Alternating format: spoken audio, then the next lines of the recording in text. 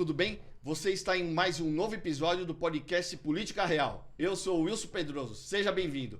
Hoje nós temos dois convidados, são comentaristas políticos, Joel Pinheiro, economista formado, manja tudo de política, Diogo da Luz, para não errar o nome, né? Porque eu tenho um amigo que chama Caio da Luz, Diogo da Luz, empresário, piloto de avião e manja tudo de política. Seja bem-vindo vocês dois, obrigado pelo convite. Valeu pelo convite, Wilson. Diogo, um prazer estar aqui. Você sabe que eu já fiz aquele podcast, não é podcast, mas é o Talk Churras do Paulo Matias com você. Estivemos juntos, né? Ali, claro. E hoje tem na moda todo mundo fala, você quer andar com tubarão, você quer ser um tubarão, ande com tubarões, né? E quando eu encontro com vocês, para mim é muito difícil, porque na política, eu que estou há muitos anos na política, muitas vezes você sabe de tudo, mas você só sabe das coisas, às vezes muito de forma muito rasa, né? Só para ter comentário, participar da conversa. E quando eu vou encontrar você já a segunda vez, agora o Diogo é a primeira, eu passo sábado, domingo estudando, e dia estudando, e olho as matérias, vou entender o que está acontecendo na Argentina, vou entender quem é o cara, quem que é o partido. Então, é assim, é muito importante, é gratificante ter vocês aqui. E eu vou começar com uma pergunta, porque também, nesse final, essa história de estudar, nós estivemos lá no Talk Churras, e a pauta era muito parecida com o que nós temos hoje, né? Um outro personagem, outra informação vem à tona diferente do que nós discutimos há um mês atrás. E eu fiquei também com a impressão que a gente vive num círculo vicioso, que as pautas políticas, e a política está muito chata, porque muda o personagem, mas é a CPI não sei das quantas, que caça o fulano de tal, que prende o ciclano. É a CPI... A política não está ficando chata? Ou é agora que a gente acaba prestando mais atenção e percebe que a política sempre foi assim? Eu acho que não é que está ficando chata, quer dizer, a polarização foi muito mais intensa nos últimos anos, né? Especialmente na última campanha, acho que mais ainda do que na de 2018.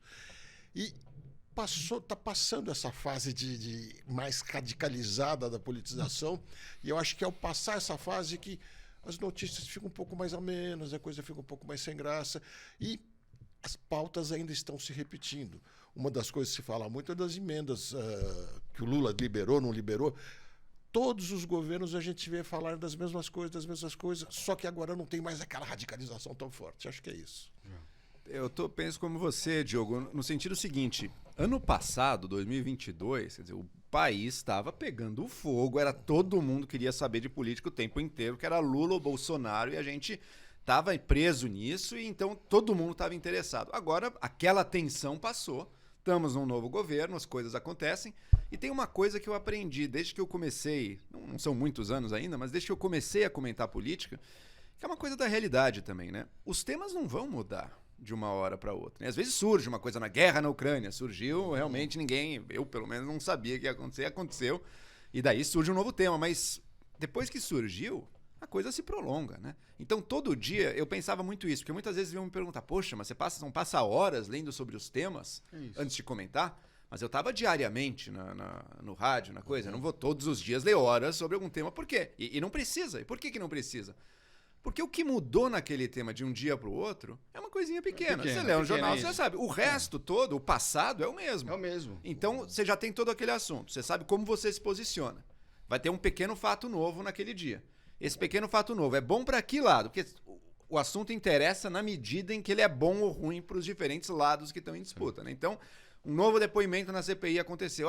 Ele é bom para quem? Ele mostra que qual narrativa estava mais certa ou estava mais errada. São pequenos ajustes, né? Um dia vai ter uma notícia boa para um lado, outro dia para o outro. Você tem o seu lado, sua posição. Você vai pensar, puxa, isso aqui é ruim para o meu lado, hein? Eu preciso de um argumento contra isso. Qual que dá para mostrar que, na verdade, isso aqui não é tão forte quanto estão dizendo? Ou se é do meu lado, poxa, isso aqui é importante. Vou frisar isso aqui porque isso aqui realmente corrobora aquilo que eu estava dizendo lá atrás. Então, você vai fazendo pequenos ajustes para se adequar a uma situação, mas que você, no fundo, já conhece, porque você tem acompanhado, né? Agora, uma coisa engraçada que passa 6 meses. Você provavelmente não vai lembrar nem mesmo os nomes das pessoas que você passou dias e dias e dias. Mauro Cid, por exemplo, uma aposta que daqui a um ano Não, a eu gente coloquei nem o nome vai do- lembrar que tinha Mauro Cid. Eu coloquei o nome do hacker, que eu não lembrava o nome do hacker. Delgatti, É, Walter Delgatti. Daqui a um ano, meu amigo. Walter Delgatti, quem que era? É mesmo. Talvez o apelido sobre, né? Porque o vermelho hacker, é uma coisa mais bem incomum, né? E aí, eu vou entrar na questão da CPI do dia 8 de janeiro. E teve o Maia, o presidente da CPI, deu uma declaração que o QG, os acampamentos nos QG dos militares, foi algo muito ruim. Vocês concordam com isso?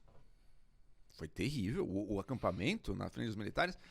Gente, eu vi algumas reportagens que eram feitas lá dentro, né? Do que era um antro da loucura mais inacreditável que possa existir, né? Eram pessoas, primeiro, clamando e orando por um golpe de Estado no Brasil, pedindo aos militares, por favor, não deixem o presidente tomar posse, ou depois que ele tomou, tirem o presidente da República por meio da força, pedindo isso. E lá dentro, assim, um grau de discurso, uma coisa de uma loucura que dava até medo, né?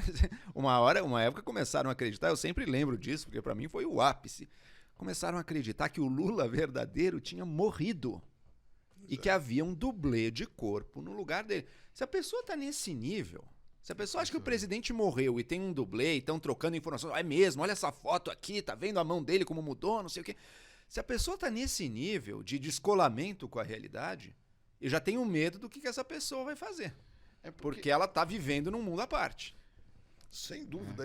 E ainda eles estarem lá e no final dizendo que o exército era frouxo. Quer dizer, avançou tanto a imaginação loucura, deles, né? que o exército era frouxo porque estava respeitando a Constituição. As pessoas ficavam marchando na frente do exército. Marchando, coisas incríveis. E rezando por coisas. Olha, é surreal. E surreal para mim é ver aquelas que dizem, não, mas o Bolsonaro não tinha nada a ver com isso. Uma mínima mensagem para aquelas pessoas perceberem que o que elas estavam fazendo não fazia o menor sentido. Né? Esse ponto é importante frisar. Assim, peraí, Bolsonaro não tinha nada a ver com isso. Bolsonaro viu diariamente isso. A primeira-dama orou junto com pessoas que estavam em manifestações. O candidato a vice, né, o Braga Neto, depois da derrota já, mas ex-candidato a vice, Braga Neto, chegou a conversar com manifestantes, dizendo não percam a fé, hein? Ou seja, dando a entender que mantém isso aí, continua Fica firme. firme. Fica firme aí que alguma coisa vai acontecer. E tinha é óbvio que não 72 tinha horas nada. também, É, né? o papo das 72 horas, que eu nem lembro de onde saiu, mas surgiu uma época esse papo. Então tava todo mundo ali sabendo, conhecendo e incentivando tudo isso que aconteceu. E daqueles acampamentos saiu tentativa de terrorismo no aeroporto, que infelizmente foi debelada, mas foi uma tentativa real de explodir uma bomba no aeroporto. E segundo, as invasões dos três poderes. O Flávio Dino até disse numa entrevista essa semana que o Bolsonaro pode ter levado os militares a errar ou até cometerem algum tipo de... Eu até vou ler aqui para não... algum tipo de crime. É isso? O Bolsonaro incentivou também, os militares acabaram se perdendo nessa narrativa. Eu não sei se foi crime, toda. é uma questão técnica, né? Eu não sei se Mas eles o tinham... Bolsonaro ajudou eles a errarem? Porque O hoje, Bolsonaro por que que eu te empurrou. pergunto? Por que que eu vou... Para emendar uma coisa na outra, por que que eu estou perguntando? Que a gente está falando da CPI de 8 do 1. O comando procurou o presidente da CPI, que é o deputado Maia, para tentar entender o relatório final. Ah, mas não era para interferir. Mas queria saber o relatório final. Se quer saber o relatório final, né? Ó, será que não dá para tirar esse nome? Será que não dá para fazer um ajuste? O TJ militar procurou a senadora relatora para pedir para não... O presidente do TJ militar, que eu não lembro o nome, falou com a senadora, que é a relatora, dá para não me convocar? Porque ela fez um pedido, dá para me tirar da convocação? Ou seja, eles estão incomodados. Claro. Será que o Bolsonaro não fez eles cometerem esse caminho ruim, que hoje eles têm que ficar pedindo para... Sabe, eles com força militar... Sem dúvida. E será que hoje eles se arrependem e falam assim, a gente não devia ter deixado ninguém entrar no governo Bolsonaro? Eu acho que alguns se arrependem de não terem sido mais fortes, ao contrário, mas acho que a maioria do Exército realmente se arrepende de ter deixado que entrassem tanto na política. Mas a tentação é muito grande, não? Isso é muito, muito grande a tentação de participar mais da política, ganhar um pouco mais de recursos, sim, achar que vai influenciar mais os caminhos do país. Mas veio agora, recentemente, a pesquisa da Genial Quest, que mostra a grande bobagem que eles fizeram. Porque o Exército sempre foi uma instituição bastante respeitada no Brasil. Perdeu muita credibilidade e lógico que tem a ver com isso, com essa passagem pela política. E vai demorar, na minha opinião, alguns anos para recuperar o prestígio. E foi tão enganoso que, você veja, os próprios manifestantes, os mais pró-Bolsonaro mesmo, os mais raiz, estão contra o Exército, já desde antes. Quer dizer, perdeu até na sua base de apoio, né? Uma coisa impressionante. Nessa história eu sempre começo lembrando primeiro um fato. Muita gente não gosta e tenta ver de outra maneira, mas é um fato, acho que inegável. A gente não teve um golpe de Estado no Brasil porque as Forças Armadas não quiseram. Então as Forças Armadas não aderiram, pelo menos o alto comando do Exército 2023, não aderiu. em Em 2023. Em 22 e 3 agora em 8 de janeiro. Você está falando agora. Não aderiram. Se tivessem aderido, teria acontecido um golpe de Estado. Então esse é o primeiro fato. Então o alto comando do Exército aderiu ao golpe? Não aderiu. Fato. Aderiu. Podemos até discutir os motivos. Ah, porque não sei o quê, os Estados Unidos não queria, não sei o motivo, mas não aderiram. Esse é o fato. Você tem, ao longo do governo Bolsonaro, a participação de milhares de militares no governo. Aí, eu acho que teria que ser visto caso a caso, mas eu imagino que, além de militares que fizeram um papelão, como a gente pode, sei lá, Pazuello, enfim, alguns outros que estavam no governo, provavelmente teve muitos que cumpriram a contento a sua função, fizeram bem seu trabalho e nada contra isso. Agora, passado tudo isso e passado o que foi uma tentativa de golpe que só não aconteceu porque os militares não aceitaram, a gente pode avaliar como o Diogo está fazendo. E aí? Passado esses anos em que o Exército e as Forças Armadas estiveram tão próximos do poder, foi bom ou foi ruim para eles?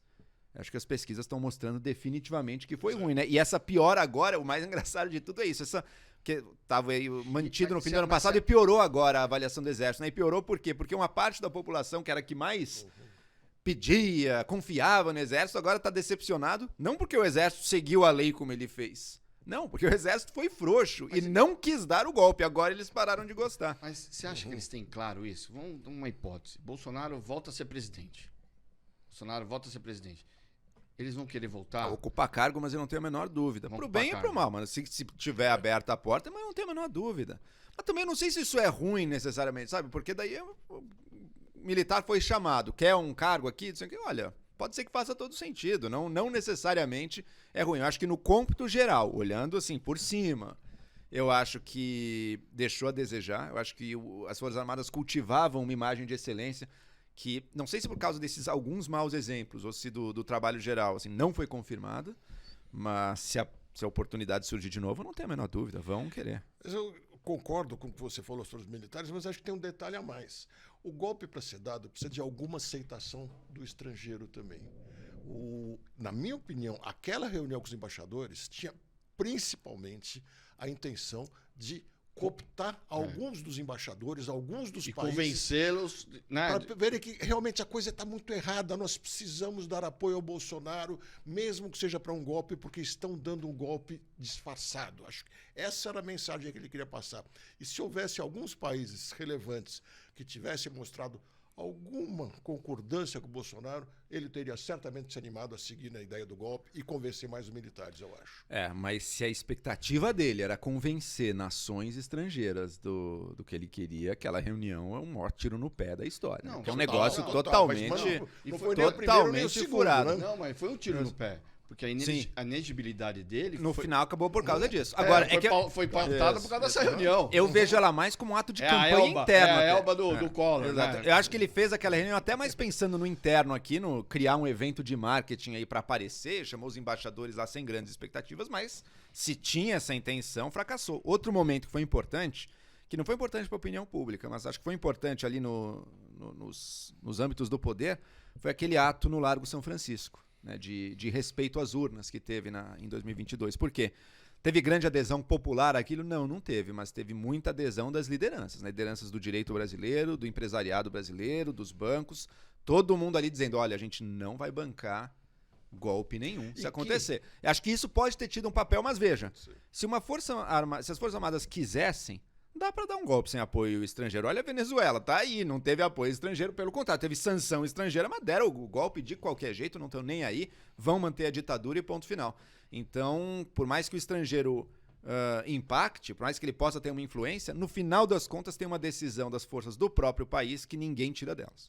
Agora, aquele ato do Largo de São Francisco, eu acho que poderia ter tido uma importância positiva para o Bolsonaro se ele percebesse que ele precisava buscar votos de outros, não dos de sempre dele. O que ele tinha que fazer? Assinar aquele documento.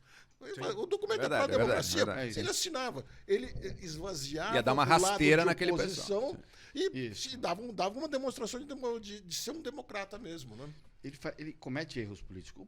A própria reunião com os embaixadores, você não faz uma reunião desse teor sem articular pelo menos 5 para o seu lado. Né? Você conhece muito bem política, especialmente nos bastidores. As reuniões são feitas para anunciar o que já ficou decidido. Não é? Você não chama o embaixador para falar, olha, você chama lá, olha, descobri, o hacker não fez, sei das contas, conseguiu fazer o que eu pedi, ou ele fez, foi feito. Isso aqui vai ter fraude, vai não sei o que lá. Mas você já está com 5 ou 6 né? Na manga, que já estava no mínimo combinado, né? Até o Garrincha sabia disso, né? Quando dizia que precisava combinar com os russos, né? É isso. E a CPI? A CPI está chegando muito próximo do Bolsonaro, né? Por conta do Mauro Cid, por causa do hacker. Vocês acham que ele, como ex-presidente, deve ser convocado ou a justiça que tem que cuidar da questão Bolsonaro? Ele tem que ir na CPI falar, se defender ou falar como o hacker foi, como o Mauro Cid foi, como outros estão indo? O que eu prefiro é que fique na esfera policial. Eu acho que a CPI, ele na CPI, vai ser muito mais questão midiática, circo, como grande parte das vezes, como eu acho que essa convocação forçada que estão querendo fazer do Ronaldinho Gaúcho, no fundo, assim que ele chegar lá, todo mundo vai tirar fotografia com ele, vai guardar no celular, vai querer conversar, quer dizer, jogar para a plateia, na verdade. Então eu prefiro que fique na esfera policial mesmo. Eu não tenho dúvida que vai ter esse aspecto de circo, né? Mas por mim, chama. Vamos, a boa sociedade quer ver também, né? Vamos ver o circo então. O que ele tem para falar aí? Ele foi implicado por um hacker, que para mim é confiabilidade zero daquele sujeito. Aquele depoimento do hacker sozinho não é prova de absolutamente nada. Mas ele foi implicado, foi chamado ali. E aí, você já se encontrou com esse tal hacker? Você já combinou isso? Quando o Mauro Cid disse para um outro militar que só não estavam pedindo o golpe, só não estava acontecendo o golpe, porque o presidente não confia no alto comando do Exército. Ali, naquela mensagem privada, o Mauro Cid basicamente disse, o Bolsonaro está dentro do que a gente quer, só não está acontecendo porque ele não confia nos generais. Quando o Mauro Cid disse aquilo, é verdade? Você já conversou com um general sobre alguma coisa dessas? Caminhos para convocar eles, até tem que acho que tem. Tem um negócio das joias. Vamos abrir as contas do Bolsonaro por causa das joias. Acho que joias não tem nada a ver com a questão da CPI, que é o dia, né, o dia 8/1. As joias abre outra CPI. Misturar, eu acho que aí vira circo. Né? Mas tem essa história do Mauro Cid. Teve agora a questão da troca de mensagens com o dono da Tecnisa, que é onde ele incentiva a fake news. Incentivou as fake news, o discurso. O que acaba causando acaba colaborando com o que aconteceu no dia 8/1, né? Não tá lá, vamos pra rua quebrar tudo, mas isso sim acaba colaborando. Fake news acaba colaborando, porque o sentimento das pessoas, estou sendo enganado pelo país, vamos todo mundo pra rua, vamos... Que é um pouco esse sentimento, né? Mas o que está se desenhando, eu tenho essa dúvida, Wilson, se ele tem que ser convocado, sabe? O que está se desenhando é o seguinte, o que era a estratégia ali? A estratégia para um golpe militar dar certo no Brasil tinha 2 partes. Uma envolve as Forças Armadas, o alto comando do Exército. Outra envolve a opinião pública. Porque não dá só os militares com a opinião pública inteira contra, seria politicamente difícil também de manter. Mesmo os militares não querem manter um poder com base em tiro em pessoas na rua. Então você precisa ter apoio da opinião pública também, né? Essa parte de fake news, essa parte de teorias da conspiração, essa parte desse discurso radical, extremista, esse uso do hacker, que o Bolsonaro eu não sei se fez, mas a Carla Zambelli tudo indica que fez mesmo. Esse uso do hacker para gerar provas, para gerar dúvidas quanto ao sistema, tudo isso tinha como objetivo deixar a opinião pública contra o funcionamento das urnas, contra o funcionamento da democracia brasileira e fanatizar uma minoria, daí sim, de seguidores mais aguerridos do Bolsonaro, que estariam dispostos a tudo, que eram as pessoas acampadas ali. E uma vez que ficou claro, como eu vejo hoje em dia, uma vez que ficou claro para essas pessoas acampadas ali, para todos os seguidores mais radicais, ficou claro que não ia ter militar entrando nessa história, a Força Armada não vão fazer nada, eles disseram, bom, o que a gente faz? Então vamos pro tudo ou nada aí, né? Vamos pro se Deus quiser e chuta aí. E quem sabe, porque qual que era a ideia do povo que estava invadindo os 3 poderes, né? Não era só um ato de vandalismo, eles realmente achavam que eles iam provocar uma resposta. Olha, Forças Armadas, vocês não vieram até agora, estamos aqui, podem vir. Tanto que no primeiro momento, quando anunciaram que os militares estavam chegando, alguns comemoraram, né? Porque acharam que estavam chegando para tirar o Lula. Mas não era, para prender eles. Mas tem um detalhe a mais, porque no fim de semana do 8 de janeiro, chegou muita gente a Brasília. E, sem dúvida, pessoas contrataram esse ônibus. Não foi cada um que comprou a sua passagem para ir sem lá. Dúvida, sem dúvida. Houve uma articulação mais intensa para fazer com que isso acontecesse, né? Ali eles jogaram na desordem, né? Eles achavam que na desordem eles iam abrir o caminho para os militares assumirem ou tomarem o comando. Bom, mas aí a CPI, por isso que eu falo, a CPI começa de um jeito e vai indo, né? Aí CPI que era dos inimigos do Lula, da oposição, hein? Cadê o projeto? A gente vai falar do projeto fake news. O projeto da fake news também era do governo passado, agora, né? Tudo bem antes, agora parece que não está tudo bem. Mas para encerrar essa história da CPI, para não ficar no negócio das delações, que a gente vai falar um pouco do hacker e da deputada que contratou ele, começou um zum não, protocolaram dentro da Advocacia Geral do Senado um pedido de análise para liberar a delação premiada no Senado via CPI. Isso é coisa de Senado? Isso é coisa de CPI? Isso não é coisa de justiça? Estão misturando, né? Estão misturando. Não começa a misturar? Estão misturando. Mas é que eu acho que cada vez mais, isso eu acredito mesmo, não é só do Brasil, cada vez mais tudo isso vai precisar ser feito na esfera pública, sabe? Cada vez mais as pessoas vão querer ver e cada vez mais, portanto, e se as pessoas estão vendo, tem um elemento de política, né? De retórica, de circo, o que seja. Então, por mais que misture, realmente, delação premiada é justiça, é Ministério Público, é Polícia Federal. Por causa de dois atores aí, que é o Mauro Cid e o Torres, qual que é o nome do ex-delegado da Polícia Federal lá, como que é o nome? O Anderson Torres. Principalmente, a ideia é por causa desses dois, sabe? Querem dar a oportunidade deles falar. Mas eles não vão. Você acha que eles vão aceitar uma delação premiada com aval dos deputados, senadores? Eu E depois, eu não aceitaria. Mas depois vale na justiça isso? Isso. Então a consulta é essa. Se é válido a delação, é justamente para diminuir pena, sabe? Eles querem ter esse papel. Já que está aqui, nós estamos julgando, estamos interpelando eles, então vamos fazer um acordo de delação premiada. Não, mas a delação tem todo um rito que precisa ser seguido, que não é simples, não é de repente agora um senador vai conduzir isso de forma alguma. Quer dizer, eu acho que é mais uma tentativa sem sentido de criar uma legislação específica no momento, como você disse, por causa de 2 pessoas, e eu não vejo chance disso passar. E pior, se passar, é daquelas coisas que vai ser anulada daqui a 5 anos e que vai criar mais uma enorme confusão no Brasil. E para mim, a delação premiada tem um ponto que todo mundo esquece, mas que é o central dela, né? Assinou a delação premiada, vai receber redução de pena. Ok, bom, a pessoa que recebe redução de pena tem todo o incentivo do mundo para acusar, seja quem for, do que quiser, né? Então, a parte essencial da delação premiada vai ter que ter provas depois disso. Senão, nada feito. Senão você não valeu de nada e você vai ter a pena do mesmo jeito. Mantendo essa parte, se manterem a sério essa parte, o resto dá para discutir, mas isso é essencial. Não pode deixar a palavra do delator como uma prova do crime. Isso é muito importante, porque muita gente acha que a delação é só a história contada. É muito importante que não, a delação é uma história contada que precisa ser claramente demonstrada. Senão não vale. Senão seria muito fácil resolver o problema. Me prendem, eu invento uma mentira qualquer, deixo outro preso e vou embora. Então, é bom falar isso, porque nós temos uma figura que agora é central nas discussões, que é o hacker Delgatti, né? Que fala muito e até agora eu, pelo menos, ele fala que entregou já alguns documentos para a Polícia Federal. Tá?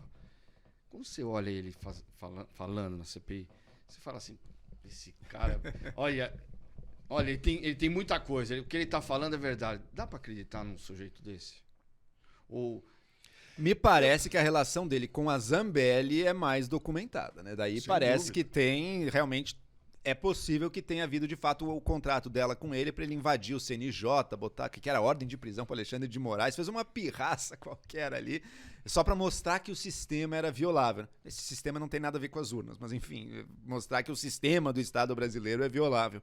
Isso acho que possivelmente aconteceu. Agora, aquele ponto da história dele em que ele diz que num posto de beira de estrada, ele com a Zambelli recebeu no celular dele a ligação do Bolsonaro para falar com ele, mandar ele invadir o sistema e dizer que se ele for preso, o Bolsonaro prende o juiz e o Bolsonaro estaria ligando supostamente de um novo celular descartável, sei lá o quê. Para essa parte, a gente não viu prova nenhuma e é uma história, no mínimo, esquisita, né? Porque pensa, o Bolsonaro, uma pessoa que, pelo que já me falaram dele, é um cara bastante paranoico, assim, que acha que toda hora estão atrás dele, estão vigiando e tudo. O próprio Cid falou que ele pediu o extrato todo dia do banco Todo dele, dia, exato. Pra ver Então, se tinham feito algum depósito. qualquer coisa, um cara que vive assim, vai falar no celular com um hacker X que a deputada contratou, me parece, no mínimo, suspeito. Então, se não tiver prova disso aí, eu não acredito. Pode falar. Eu acho que talvez tenha um pouco de fantasia, mas que eles estiveram juntos, eu acho que está bem claro que estiveram. Com a Zambelli eu concordo. Mas naquela outra conversa, que Sim, o Bolsonaro perguntou se era possível invadir. Que é uma pergunta talvez feia, mas não é criminosa. Ele estava querendo saber. E aí, é seguro ou não é seguro? Não é criminoso, não é criminoso. Da mesma maneira. Eu não vou proteger o Bolsonaro, mas se me aparece um hacker também, eu coordenando campanha, falei, Você quer saber? Isso, cuidado, porque dá para invadir. Falei, como que dá para invadir? Me mostra. Eu naturalmente ia perguntar pro cara, não, mas me prova. Exato, eu não acredito, mas me prova. Sim. Mas você que já viveu muito coordenação de campanha, você imagina que o candidato presidente da República é quem iria fazer essa discussão ou ele ia nomear alguém para fazer isso? Mas ele nomeou, tanto é que... Não, mas ele que teve uma conversa com o hacker. O enredo todo, ele continua. Que é a história agora do ministro das Forças Armadas, o ministro Mussi, que quer saber com quem que o hacker se reuniu. Porque ele foi, e está confirmado que ele foi no Ministério da Defesa, né, Ministério da Defesa, e se reuniu com as pessoas, demonstrando essa possibilidade. Mas a história dele é tão louca que eu acho que nem os militares acreditaram. Porque se existisse mesmo essa oportunidade, acho que os próprios militares iam pedir, opa, a conversa não continuou. Entrou por trás, entrava com máscara, entrava... É lógico, parece um louco daquele que já foi preso, que já foi... Os militares também não são idiota, né? Claro. Não são idiota. Mas o momento do desespero faz as pessoas fazerem loucuras incríveis, né? E a família já mostrou que não tem muita vergonha de conviver com essas pessoas de vida muito cinzenta. O caso típico é o Jair Renan. A gente não sabe exatamente a razão daquela investigação, mas uma coisa a gente sabe. O mentor do Jair Renan, que muito provavelmente, cuja escolha muito provavelmente passou também pelo presidente Bolsonaro, que era para orientar, para cuidar do Jair Renan, para ele não sair dos trilhos. Ele tem uma ficha corrida enorme, quer dizer, não só com Polícia Federal, mas com Polícia Estadual também. Quer dizer, você vê que eles não se acanham e, de alguma maneira, até gostam de conviver com pessoas assim. E agora, essa semana, também o negócio do Jair, né? Surgiu nos jornais. Mais uma, né? Uma empresa que fatura 4 milhões, ele transferiu para o sócio sem nenhum tipo de, sabe, razão, nenhum tipo de nada. Ninguém larga, né? Eu louco para pegar uma empresa dessa e faturar 4 milhões. Você é empresário, né? 4 milhões não é fácil, né? E você não transfere assim do nada e faz a transferência. Os movimentos deles ficam sempre com, sabe, faltando um elo. Né? A vida é uma carreira na política inteira desse tipo de movimentação o tempo inteiro, né? E eu não duvido que, especialmente lá atrás, antes da presidência, tivesse metido em todo o pequeno esquema ali de desvio, de rachadinha e tudo, acho perfeitamente possível. Mas falar disso e passar para... Então ele esteve diretamente envolvido comandando para o hacker a tentativa de golpe, o que ser? Não, isso não tá aprovado ainda. Eu não acho impossível, por exemplo, que essa história toda dessa tentativa de golpe e tudo veio da cabeça de alguém abaixo do Bolsonaro mesmo. Por exemplo, a Zambelli, mas não sei também. Ela falou com o hacker. Talvez ela tenha falado com o Bolsonaro, mas como a gente sabe hoje em dia, porque desde que surgiu essa discussão do 8 de janeiro, né, muitas vezes chega naquela... O ministro do Bolsonaro, Anderson Torres, né, disse que recebeu, de fato, a minuta golpista. Ali. Mas isso aí a gente recebia todo dia, isso aí não era... Ou seja, eles estavam acostumados, havia um monte de maluco falar as piores barbaridades para eles e tratar como se nada de... Mas é mais uma segunda-feira, mais um maluco aqui vindo falar um plano criminoso, mas improvável de subverter a nossa democracia. Essa é uma pergunta que me fica. Será que o Bolsonaro... Primeiro, se ele comandou, mas se ele não comandou, será que ele ao menos sabia que a Carla estava tramando isso tudo, essas loucuras todas e meio que deixou ela ali para ver o que acontecia? Ou nem sabia? Dúvida, não ou não sabia? João, não tenho a menor dúvida. Tudo bem, mas para a justiça... Claro, sim, mas para a justiça precisa ter... Sim, para a justiça. Aí sim. Aí que você é tá falando justamente... documentário, né? É o que eu falo também. Eu olho pro cara, eu falo assim, se não mostrar para mim um papel, mas um papel de verdade, eu não acredito em nada que ele fala. Ali é alguém tentando se vender, alguém tentando se proteger, alguém tentando não ficar a vida toda preso, sabe? Ele tem um monte de respostas para ele estar mentindo, né? É um negócio, não vou preso, não quero. Eu não sinto segurança. Por isso que eu perguntei, porque muitas vezes você fala pro cara, pô, não, esse cara tá falando porque realmente ele tem, né? Você olhava do PT lá atrás, você olhava umas figuras, você falava assim, não, esse aqui é central, participava da cozinha, né? Jantava, almoçava. Então você olhava o cara e falava, não, ele vai ter que provar, mas você sente uma certa segurança no que ele tá delatando. Claro, né? Sem dúvida. Um hacker, o cara gravou, olha, eu queria ser deputado federal pelo PT, porque eu não sei o que lá, e depois eu sou de direita, eu ando com arma agora, tem foto dele com arma, sabe? E a gente fica preso, né, muito tempo numa bobagem dessa, ou pode ser que o cara tem documento mesmo. A gente não tem acesso a essas informações, né? Mas a minha impressão, porque sempre vaza alguma coisa, né? A impressão, pelo que a gente tem ouvido aí, é que de tudo que apareceu, ele não vai ser condenado por isso aí. Quer dizer, eu tenho a impressão que ele sabia, que ele teve participação, que ele torceu para que a coisa crescesse. Ainda acho que a reunião com os embaixadores tem a ver com isso também, mas eu acho que aonde ele acaba sendo pego, pelo menos por enquanto, é no caso das joias. Porque daí, mas isso é valor pequeno, mas tem a joia do Lula. O fato do relógio do Lula não tem nada a ver uma coisa com a outra. Quer dizer, se um não foi preso por uma coisa, não quer dizer que fazer. Se for assim, ninguém vai preso no Brasil, porque está cheio de bandido solto aí, né? Mas eu acho que o caso do relógio está muito claro que a venda foi de uma maneira ilegal. A internação do dinheiro foi de maneira ilegal. E aí tem uma série de coisas. E, logicamente, se aconteceu com um relógio, com mais uma outra joia, não foi só com isso, foi com outras coisas também. E isso me parece que ele já tem muitas informações. E tinha um colar de 5 milhões de reais, né? Pois que, por sorte, ficou na alfândega. Esse é um presente que era outro patamar, assim, de valor, né? Isso que nós sabemos. Que nós sabemos. Mas esse roteiro tem a Zambelli. Onde ela vai parar? Vai ser presa? Vai perder mandato?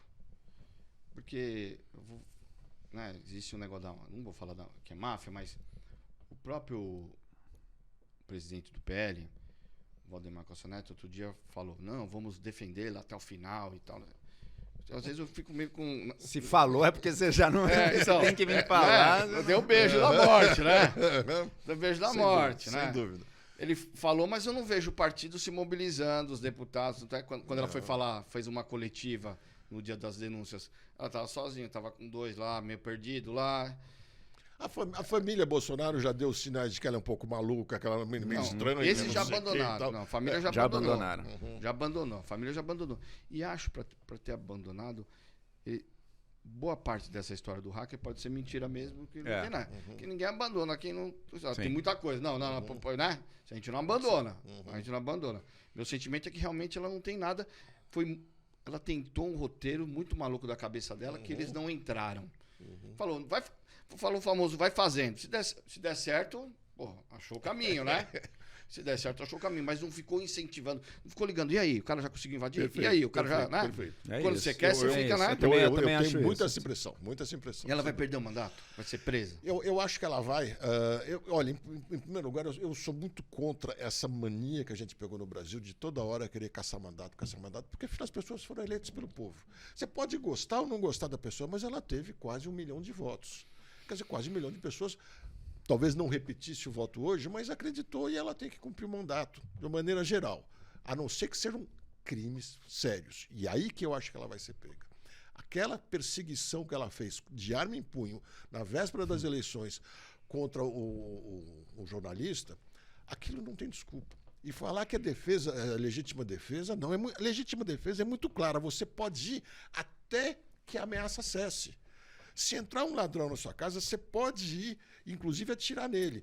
Se ele sair do portão e correr fugindo, você não pode mais correr atrás perseguindo ele. Aí já não é mais legítima defesa.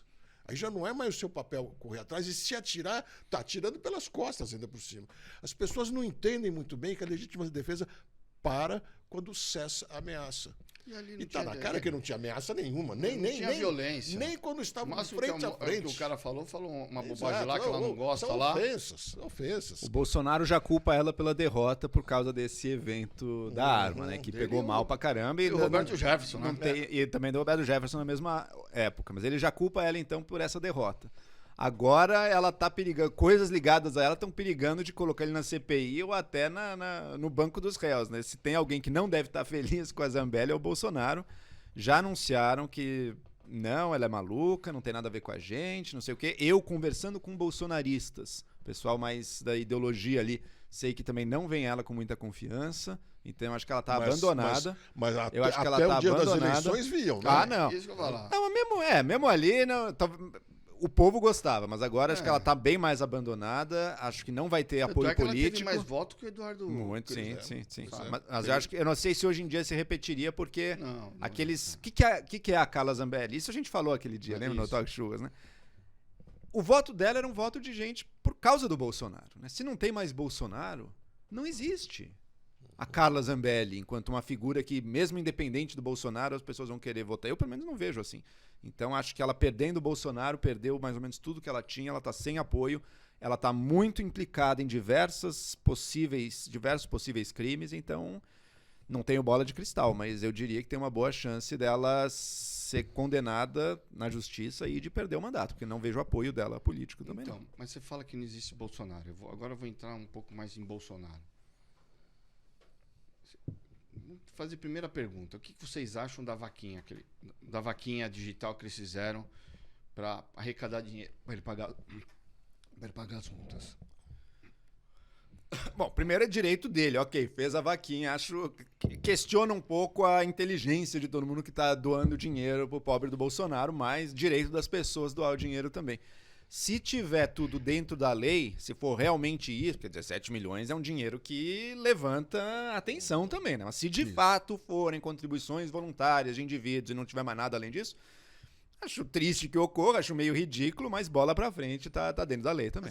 Mas agora, é muito estranho, estranho, principalmente que o anúncio do pedido de dinheiro foi, se não me engano, dia 28 de junho. Né?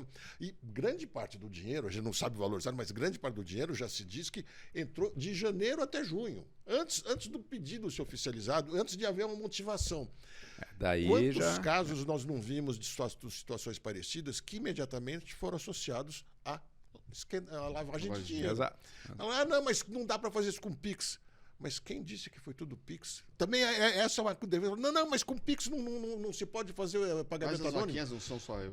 Mas caixa eletrônico. Você vai no caixa eletrônico, deposita R$1.000 num, R$1.000 no outro, R$2.000 no outro, e assim vai fazendo. Quantas vezes as pessoas vão fazendo assim? Pix. E pessoas vão fazendo Pix também. Ou tem outras maneiras. Mas a vaquinha eletrônica, eu acho que é só via Pix. Tudo bem, mas dá. É pôr dinheiro para dar... Chama todos os funcionários da empresa, todos vão fazer um Pix de um valor baixo, vai somar ali. Mas no momento que eu sei o número da sua conta, eu posso fazer um depósito na sua conta do dia que eu quiser. Não, mas é isso. No valor que eu quiser. Então, e esse fez o... Não. Claro, eu vou no caixa eletrônico. Não, mas o 17 milhões, acho que... Se souber os dados da sua conta, sim. Eu preciso... Acho que do CPF, dos dados da conta, e entendi. coloco o dinheiro, deposito em dinheiro no envelope no caixa. Achei que era só via Pix. Não, então essa é a história contada. Não, foi só Pix, está tudo registrado. Não, tem muito depósito que é caixa eletrônico. Porque, por que eu estou fazendo essa pergunta? Porque o Bolsonaro, você falou assim, não, que o Bolsonaro perdeu força, mas... Mas não falei isso, não. A Carla Zambelli perdeu o apoio do Bolsonaro. O Bolsonaro não. O Bolsonaro é a grande força da direita brasileira. Não tem, mas continua. E todos esses processos que a gente discute, se tem prova ou não tem prova contra o Bolsonaro, isso é importante para a justiça. Mas politicamente, ele sai ileso de tal ou não condenar, implicado com hacker, não sei o que. Isso acho que nem toca na popularidade dele. Até as pessoas que gostam dele não vão ver tanto problema nisso aí também, não. Mas... Então a força continua. Eu não acredito. Eu acho que a força dele é bem menor. E sabe o que eu acho? Por causa do Trump. Porque eu achava que o Trump ia perder força depois também, cheio de processo. Que nada, Não, o cara tá mais forte do que até nunca. acho que o teu caminho não tá errado, porque nós temos um exemplo, que é o Lula, né? O cara foi preso, virou presidente. Muitos lá atrás falavam, pô, morreu, né? Foi preso, né? Ninguém vai votar, né? Eu ouvi muita gente falando isso. E eu até brinquei com eles outro dia, porque eu falo para todo mundo que não existe político morto. Político morto é só o que está debaixo da terra. Porque, outro dia eu falei no programa, não tinha nem acontecido ainda, o Aécio Neves. Uma semana depois do tribunal ter cessado todo o processo dele, ele já foi lá num evento do PSTB, já está falando no microfone na Câmara, já está... Tá saindo. E não duvido que vai virar uma grande liderança de novo. Grande liderança sem medo de aparecer. Pode ser candidato a presidente da República. Acho que, de repente, pode até tomar o partido do Eduardo Leite, virar o presidente. Porque nas redes sociais, por que eu quero chegar nisso? O Bolsonaro pode aparentemente não ter perdido força, porque você vê que ele anda na rua, foi no Barretão lá, Barretos, que é o público, tudo bem que é o público dele, mas mito, né? Ovacionado e tal. Mas nas redes sociais ele caiu, que era o principal pilar que sustentava ele no resto das pessoas que não tem esse tipo de informação que eu tenho, que ele foi no Barretos e bateram palma. Como que ele vai sustentar sem a base de redes sociais que ele tanto... Então, é aí que eu digo que eu acho que ele está perdendo força, sim. O que acontece é que ele conseguiu representar a indignação de muitas pessoas e ele personalizou o interesse de muita gente em querer mudar o Brasil. E tem uma turma um pouco mais radical que continua com ele. Radical, melhor não usar a palavra radical, porque começa a estigmatizar demais. Mas o pessoal mais raiz nessa convicção de que bandido tem que todo mundo ser preso, aquela coisa. Claro que bandido tem que ser preso, mas no meio disso aí você acaba levando muita gente que não é o bandido junto, né? E essas pessoas que não estão muito preocupadas com isso vão continuar firmes com ele, mas são, na minha opinião, no máximo 10, 12% da população. O resto tem uma parcela muito grande de pessoas que depositou o seu prestígio nele, está vendo ele ruir e não está querendo admitir. Eu acho que isso é muito do ser humano. Ele precisa provar para si mesmo que ele estava certo. E a forma de provar que estava certo é ainda defendendo... E votar de novo. Quando votar, mas eu não sei se vai ter votar de novo. Não, eu não acho, não. Eu não sei se foi a Quest, eu acho que foi a Quest.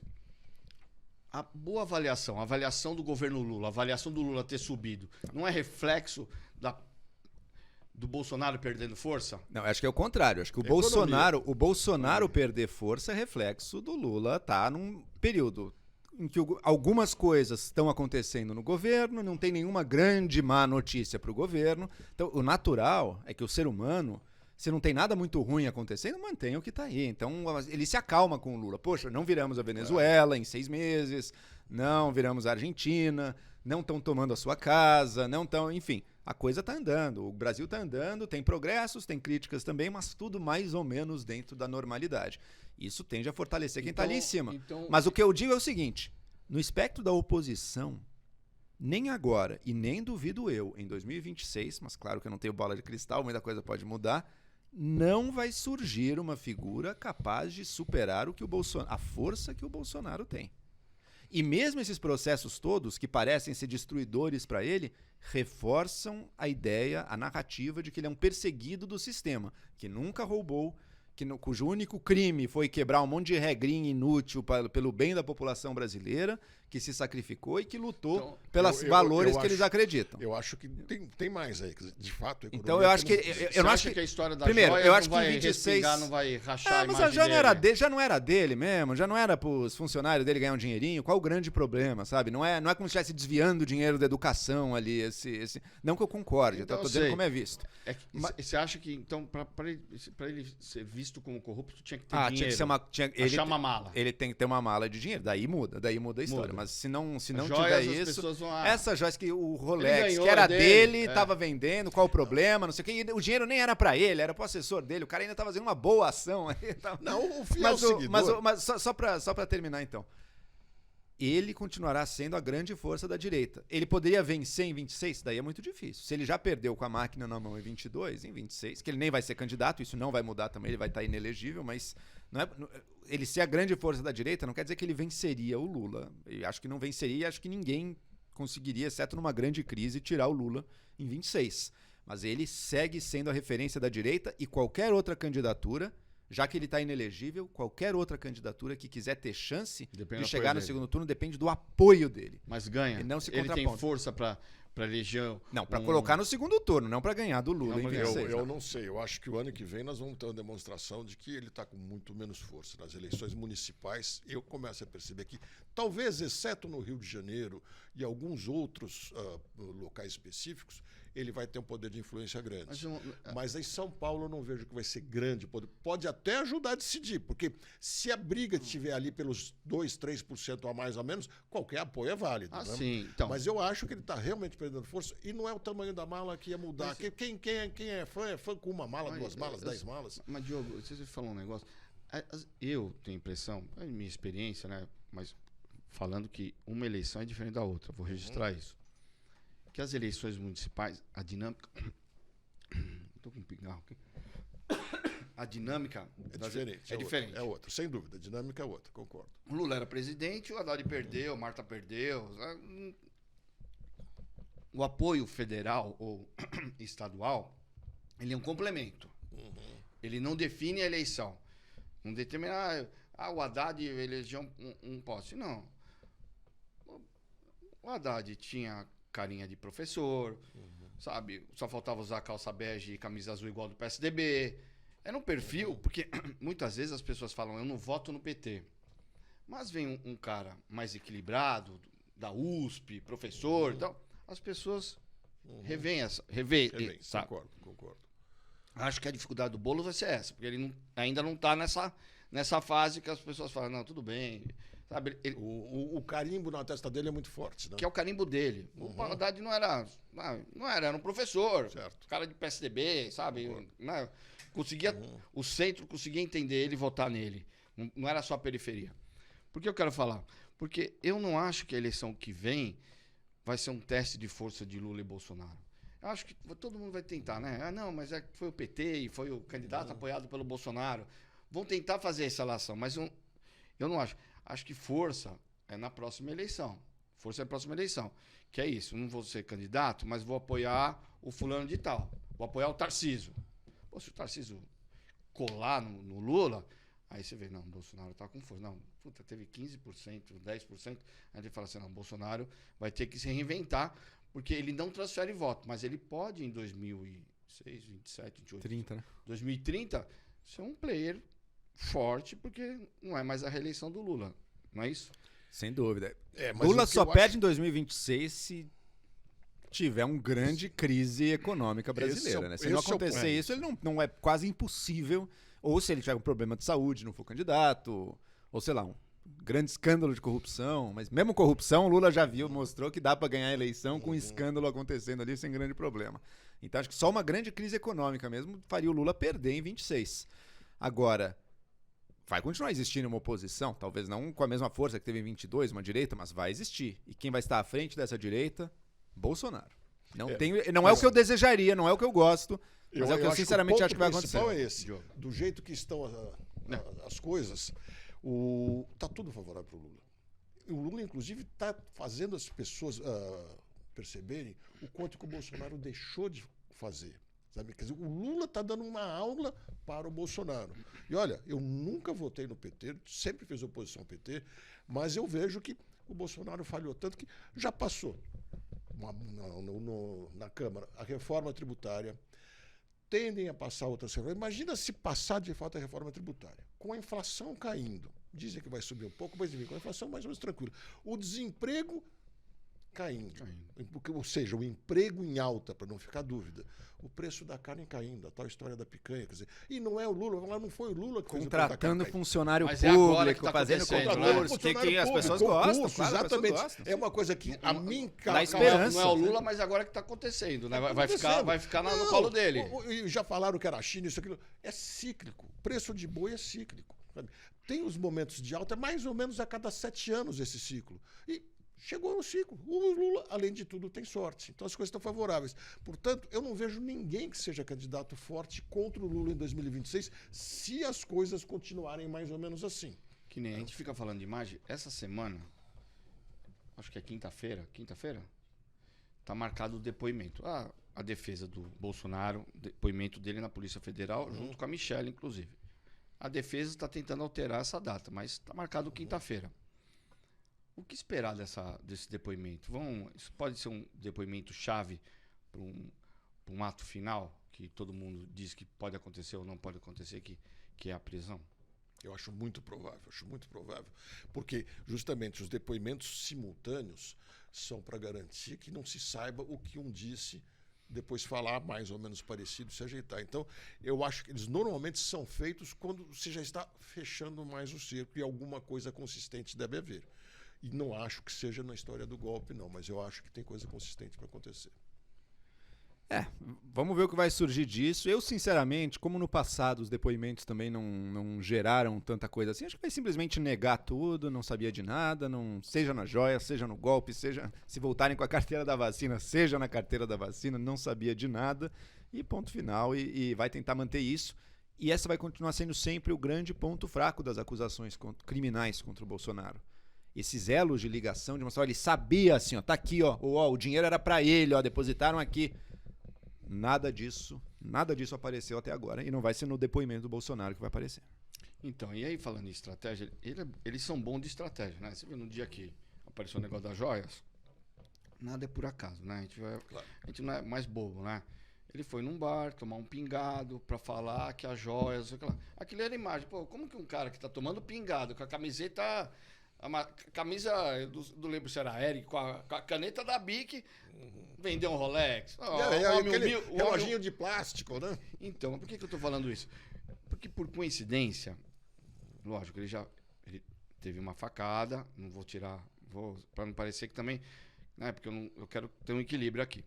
Ele tomou uma facada, ele já fez 5 operações, mas coincidentemente, a hora que as coisas estão começando a apertar, vai lá, faz um monte de exame para fazer mais 2 operações. Não é coincidência ou realmente é um negócio de saúde pública?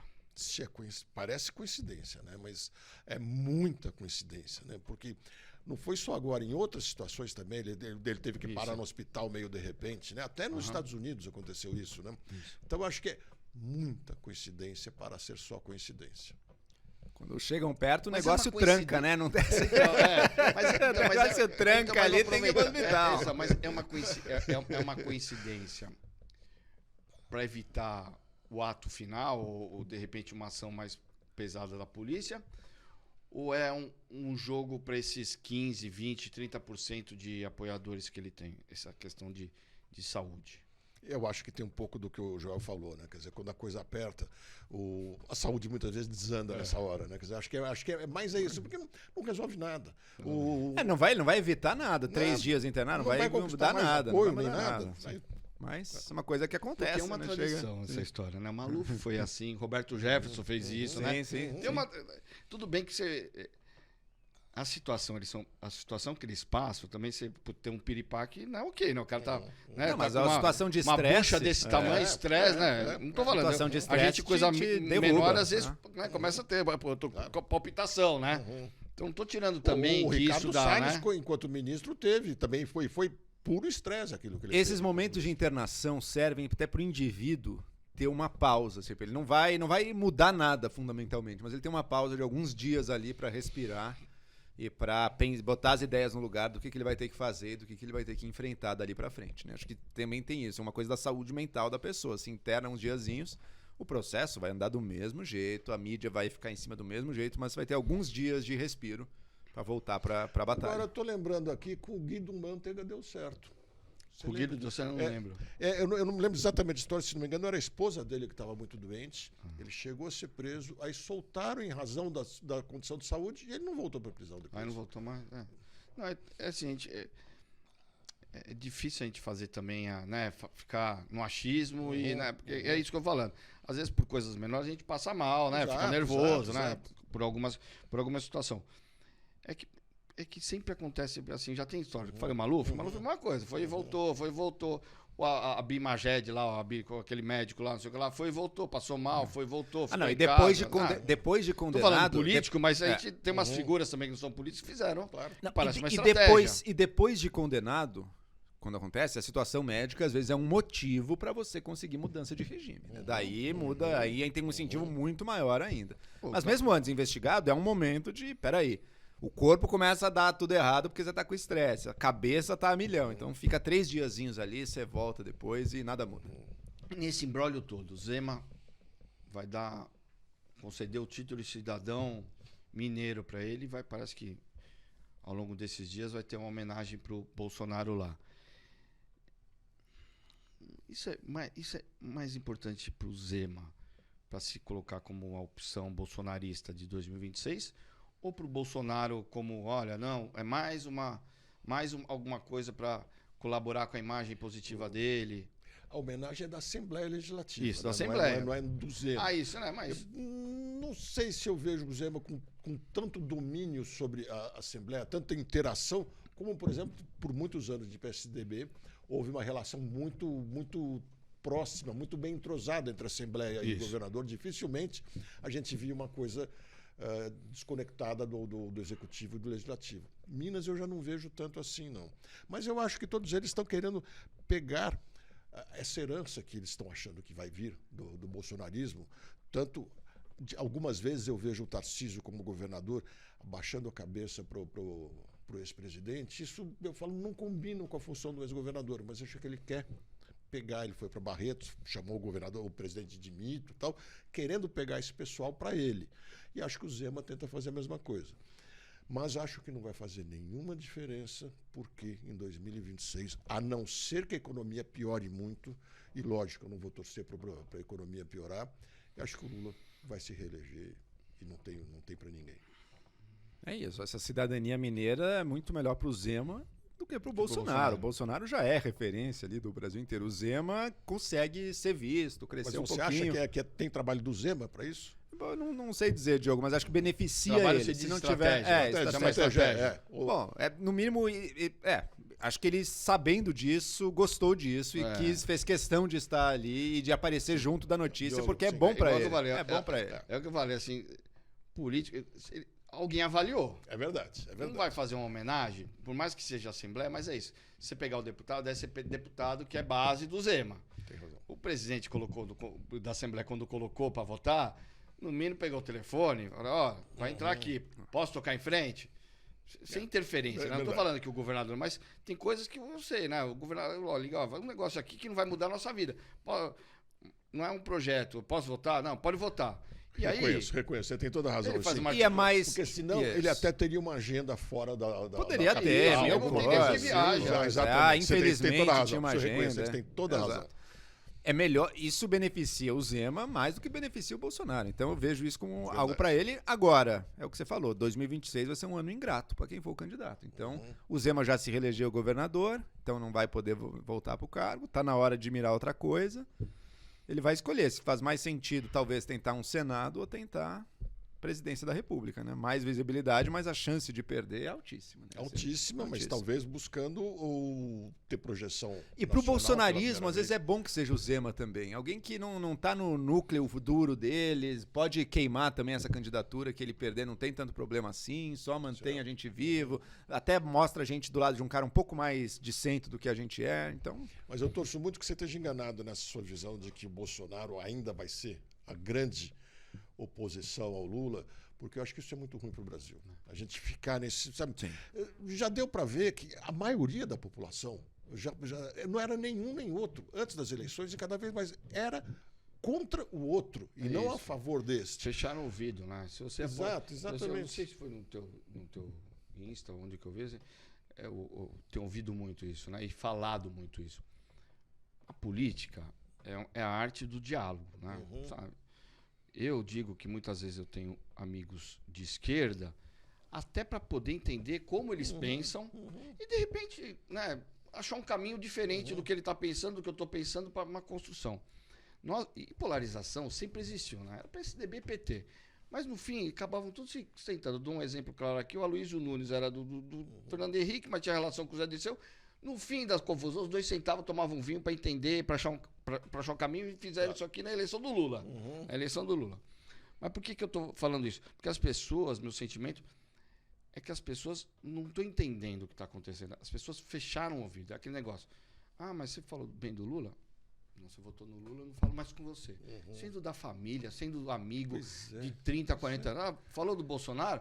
Não, mas não é. Eu estou falando de algo que eu acho que realmente nós precisávamos. Não. Você virou bolsonarista, você é um filho da mãe, a vida inteira eu confio em você. Vira uma discussão sem conteúdo. Sem nenhum conteúdo. Sem conteúdo, que é ruim. E aí, agora, o que eu quero falar? Porque, para terminar essa questão nacional, nós temos principalmente duas pautas. E uma que vai um pouco nesse negócio das pessoas que fecharam o ouvido, porque hoje as pessoas conhecem, falam mais de política, mas às vezes entendem muito menos do que entendiam antigamente. Porque elas são... elas recebem a informação e não tem muitas vezes o discernimento por falta de experiência, né? Vamos colocar, eu sou da época, para não falar de pai, de vô, eu sou da época que a informação política, tudo bem que eu tinha mais informação política, eu fazia movimentos políticos, líder estudantil, mas a minha informação política chegava pelo jornal, pelo rádio, que muitas vezes era um ou dois, jornal era um só, que era o nacional, que eu não vou falar aqui, mas era um só, e pelos dois principais veículos de jornal, que tinha mais informação e conteúdo, que era o Estadão e a Folha.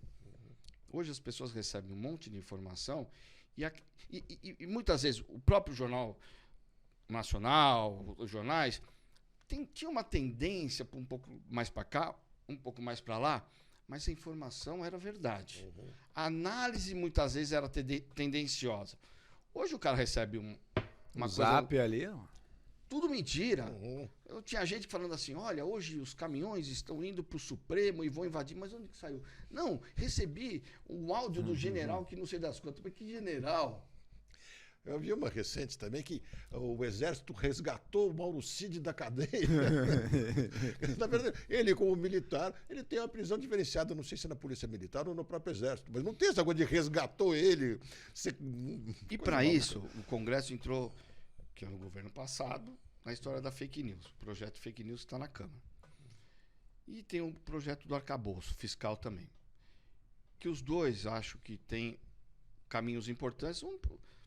Assim, sem concordar, né? Eu não concordo com tudo que está escrito na fake news. Se for aquilo ali, eu acho que é mais um caminho de censura. Desculpa, meu amigo Orlando Silva, mas é mais um caminho de censura do que um caminho de realmente achar algo importante, principalmente para essas pessoas que disseminam, porque o cara que faz a notícia, coisa é um só. A pessoa que muitas vezes, de bem, que não teve o discernimento para descobrir se era verdade, porque nem sabe mexer com redes sociais, só sabe mexer no Zap, não sabe entrar no Google, não sabe entrar... Para proteger essas pessoas da informação, ok. Se for um negócio mesmo, que é o que está hoje lá, criar um grupo para falar se pode ou não pode, não sei o que lá, para mim... Isso não funciona. O que vocês acham desse projeto da fake news?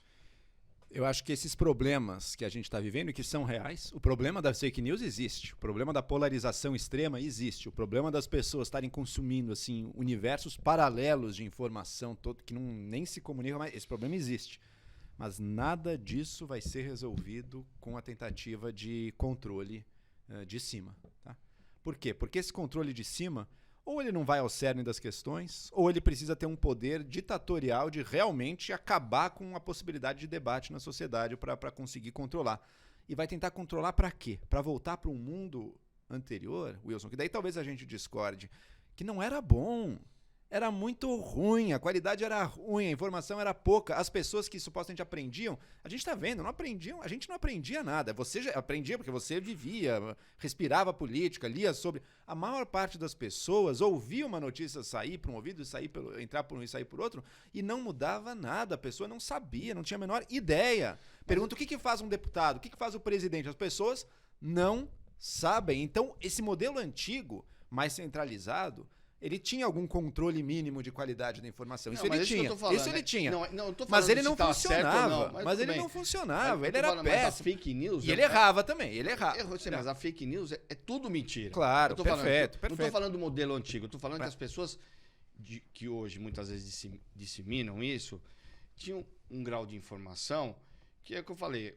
Às vezes a análise que ia pro jornal, essas coisas, era uma análise um pouco mais pra cá, mas a notícia não era mentira. Concordo. Quando o cara recebe a notícia inteira, mentira. Tudo mentira. E ainda tem coisa que você clica e as pessoas não clicam, porque eu já cheguei a clicar, porque vem assim, não, porque o negócio da Jovem Pan. Aí você clicava, não tinha nada a ver. Você a manchete, o texto. Assim, a divulgação que algum cara fake fez pra notícia... Tem tudo. Mas como é que isso vai mudar? Como é que esses problemas vão ser mitigados? Que não vão deixar de existir também. Acho que a gente vai viver daqui em diante, graças às tecnologias, graças às redes sociais, sim, a informação e o poder de se expressar cresceram muito.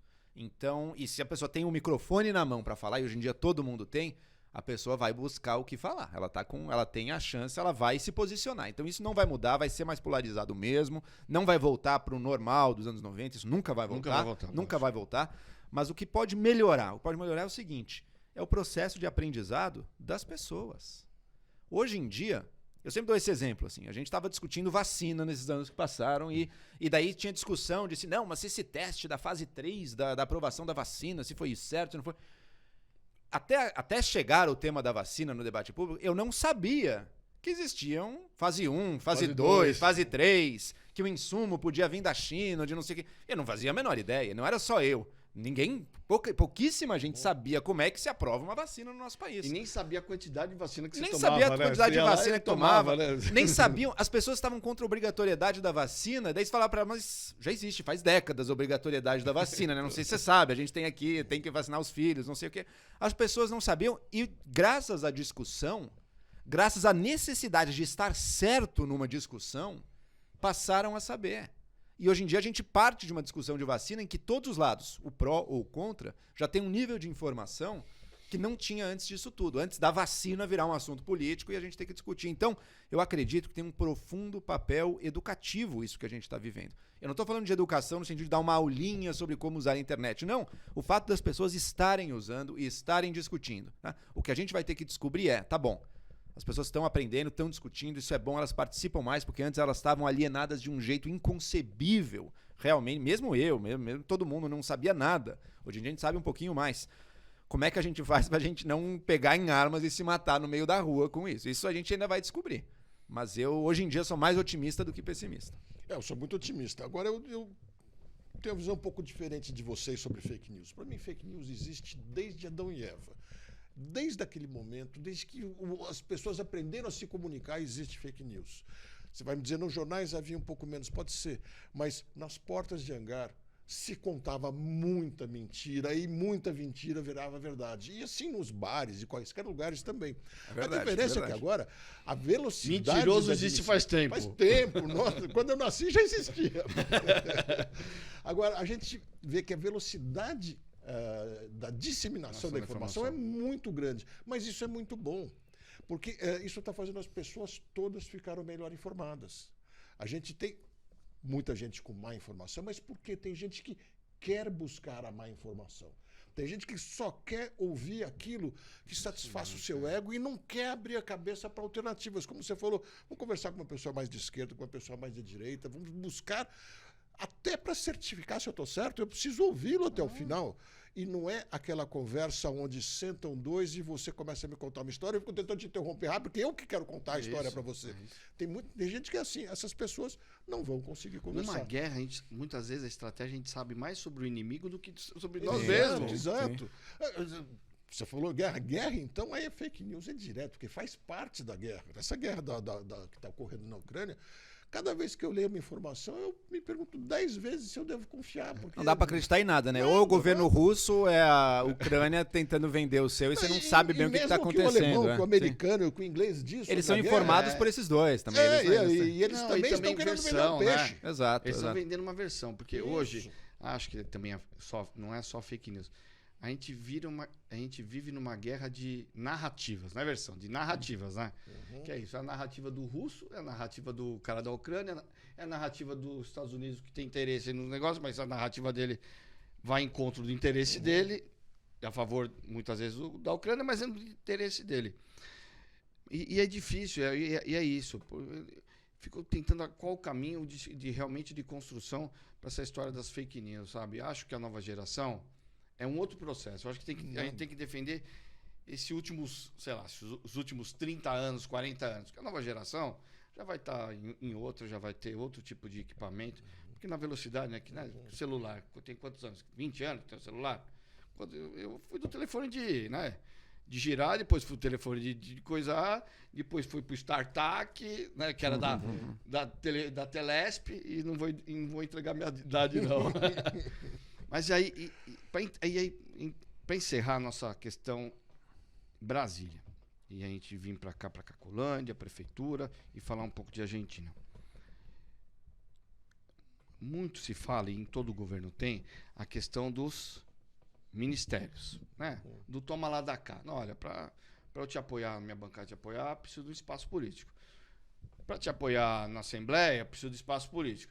Para te apoiar na Câmara, preciso do espaço político. E não é só em São Paulo, não é só no federal, todos os estados a política funciona um pouco assim. Acho que até por conta da forma que construíram nossa Constituição. Nossa Constituição muitas vezes foi pensada por um parlamentarismo, né? Tanto é que nós tivemos plebiscito do parlamentarismo, né? Presidencialismo, essas coisas. Faz parte do jogo, é um negócio normal que acontece em outros lugares, esse toma lá da cá que acontece muitas vezes aqui, por troca de espaço e poder. Será que vocês isso é da natureza da política, não, mas isso é da natureza eterna da política. Mas acontece nos Estados Unidos, acontece mas em direto, outras... mas direto. O problema é o tipo de toma lá da cá, que acho que acontece em todos os lugares. Nos regimes parlamentares até mais, porque os governos são montados de acordo com o número de cadeiras que cada partido conquistou. Então, isso existe. O problema é o toma lá da cá do cargo propriamente. A gente vê muito essa discussão aqui no Brasil. Quer dizer, o sujeito quer 2, 3, 4 cargos. Que sejam desse nível. Pode ser aqui, pode ser ali, desde que sejam desse nível. Isso eu acho que é muito ruim. Quer dizer, isso não é troca política, né? Isso é favorecimento pessoal. E o que talvez, pela primeira vez na história do Brasil, seja capaz de reduzir isso, é esse sentimento meio revoltado das pessoas que estão aí. Que, por um lado, ele tem risco, ele pode levar para loucura, para o golpe, para seja lá o que for. As pessoas apostando que não, a política é suja mesmo, vamos pela violência acabar com isso aí. Seria o pior erro que o Brasil pode cometer, é esse. Agora, essa indignação, ela é real. Você descreveu, Wilson, agora há pouco, uma cena, né? O Aloysio Nunes tomando um vinho com José Dirceu, não sei o quê. As pessoas veem isso, é exatamente essa cena que a grande parte da população brasileira rejeita, e rejeita de um jeito assim, diz, não, isso não estava certo, isso não era para ser assim, ou pelo menos não era declarado que era assim, não era o que nos vendiam.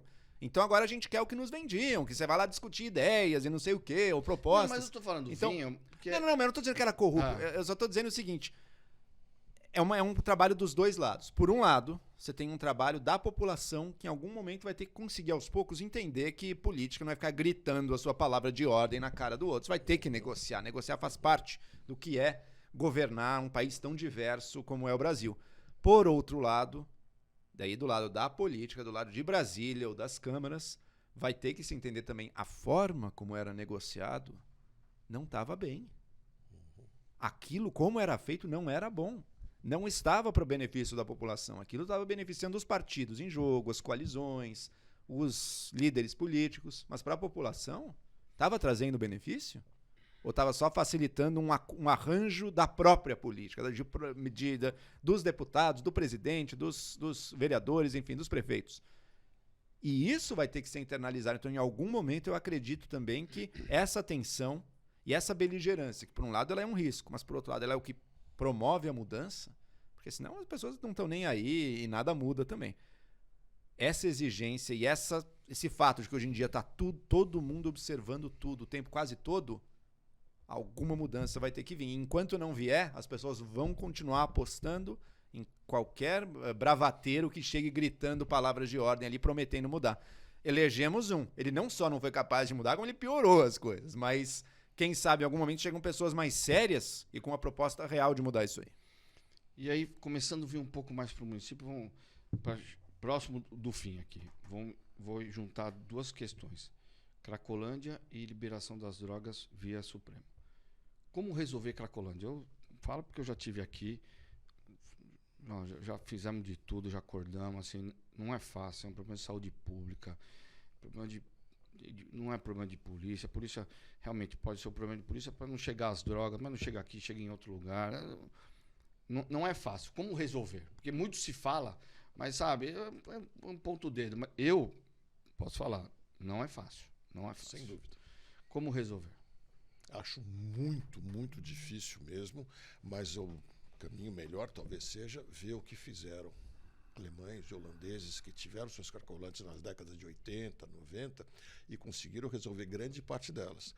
Eu acho, tá? Porque eu concordo com você, é muito complicado e a gente de fora não tem como Porque ter se certeza. fosse fácil, era algo que já tinham resolvido Claro, para tirar claro, do colo e porque falar, olha... o prefeito Não, que resolver isso garante a reeleição isso, tranquilamente. O Kassab conseguiu com a lei Cidade Limpa, baratíssima, talvez sem nem perceber. Virou a maior marca dele. Exatamente. E o prefeito que ele resolver a Cracolândia, ele resolve o problema não só de todos os paulistanos, mas de gente de fora de São Paulo também, que vem todo dia para... Mas você tem uma coisa que você acha... Eu acho que tenho a falta impressão esse caminho. que tem que ser encarado muito mais como uma questão de saúde do que de polícia. Tem a parte policial, sem dúvida, até porque as pessoas não podem ficar na rua. E acho que passa também por uma questão de isso não vai poder continuar. 80%, 70%, 60%, não sei quanto por cento deles é passível de recuperação e de encontrar um emprego. Não sei se exatamente esse é o número. Dá trabalho, sem dúvida. 10%, 5%, 20%, não sei quanto. Qualquer É passível porcentagem de que cadeia recuperar mesmo, porque ele já está fugindo da cadeia, qualquer coisa assim. Então tem que separar cada caso, mas ir até o fim, dizendo, aqui não pode mais ficar. Porque essa desculpa de que as pessoas têm o direito de estar na rua, isso é conversa, isso é balela. A rua é pública. Eu tenho o direito de estar na rua tanto quanto você, de passagem. O camelô que se estabelece numa rua, muitas vezes tem seus produtos apreendidos, porque ele não pode. Por que o camelô não pode, mas o traficante pode, o craqueiro pode? Barraca pode, né? A barraca pode. Se não pode, e a lei diz que não pode. Então tem que ser muito firme nisso. Não vai poder. Agora, nós temos que enfrentar isso de uma vez. Não é possível uma cidade de 12 milhões de pessoas não resolver o problema de 30, 40 mil pessoas. Nós temos que nos juntar, parar de brigar por isso, não deixar isso virar um assunto de ideologia política, e sim um problema de humanismo e de urbanismo. Joel. Eu também não tenho uma solução. Não sei, eu gostaria de conhecer cidades que resolveram isso. Acho que a gente tem que olhar para elas A Alemanha mesmo. resolveu, é isso? Ou reduziram, né? Reduziram Sei lá. muito. Algumas Reduziram. cidades da Alemanha, cidades da Holanda. Quem vai para os Estados Unidos, Nova York, Los Angeles, vai ser aberto também. Não, São Francisco hoje em dia é um inferno na Terra, um negócio Los Angeles horroroso. é Assim, um negócio terrível. Mas horroroso. você veja, Sim. São cidades dentro do metrô. são sabe? cidades cujas administrações foram muito tolerantes por muito tempo. É, Aí a coisa vai exato. crescendo. A gente vai entrar na história Eu toda. acho que tem dois pontos aí. Eu acredito, como o Diogo, que não pode... Não existe esse direito de criar um mercado de drogas a céu aberto na rua. Isso simplesmente não existe. Assim como se eu tirar o muro da minha casa e estender meu terreno pegando a calçada e parte da rua, a lei não vai deixar, concorda? Também você não pode fazer isso, ainda mais usando drogas. Acredito também, posso ser convencido do contrário, mas hoje em dia acredito que uma pessoa que está no crack, ela não tem mais a capacidade de discernir sobre a sua própria vida e sobre o seu próprio interesse, né? Então eu também não sou assim contra a internação compulsória da pessoa que estiver realmente ali viciada, adicta no crack, é muito duro. Agora, eu sei que já tentaram isso no passado, até agora nada funcionou também, então tô esperando ver aí de lideranças quem que vai trazer uma ideia que funcione. É que a questão Precisa ter um destino humano, sabe? Isso é fundamental. fundamental. Você não pode tirar uma pessoa e levar para uma coisa lógico, pior, não tem o pode. Traficante, Não pode. Mas ali é mais questão de saúde pública, de acolhimento do que polícia, né? Põe polícia lá para proteger, porque eles muitas vezes eles não têm nem consciência do que estão fazendo, eles acabam tendo que ter polícia, né? Mas por que também... Porque aí eu quero entrar no caminho aí para... Depois a gente vai só falar de Argentina e encerrar, porque já está dando o nosso horário aqui. Mas aí vem o Supremo, que tem uma discussão que eu também tenho minhas dúvidas, que se não era o papel da Câmara, do Senado fazer uma lei, se era papel do Supremo tomar essa atitude de liberação de pequena quantidade de maconha, que muitos veem, que eu também acho que é um negócio menos nocivo, depende, né? Tudo menos nocivo, depende do que você usa, né? A cerveja liberada também, se tomar 12 cervejas, não é nocivo, né? Então, mas essa liberação não atrapalha esse tipo de situação que a gente quer combater, que é nem uma Cracolândia? Dependendo de que o crack, uma acho que pra mim daí muda muito de que droga você tá falando, sabe? Você tá falando de uma droga que destrói realmente a pessoa, ou você tá falando de uma droga que é tão ou até menos lesiva que o álcool, que hoje em dia já é liberado no país. Pra mim é muito diferente. Com relação à maconha, acho que nunca vou ver isso acontecer no Brasil, mas eu defendo sem problema nenhum. Acho que ela devia ser legalizada. Toda a cadeia produtiva, inclusive, não tenho assim, questão nenhuma da produção, a distribuição, ao uso. Mas, enfim, mas tudo bem, mas vivemos uma situação que não é essa. Então, mas não é essa. Então, vai fazer um... É que eu não acho que o usuário deva ser tratado como um criminoso também. Eu não acho que o usuário deva ser tratado como um criminoso. Outro dia eu vi um nenezinho chorando. Você tem filho pequeno? Tenho uma filhinha. Sim, Quantos anos? Tem 9 meses. 9 meses.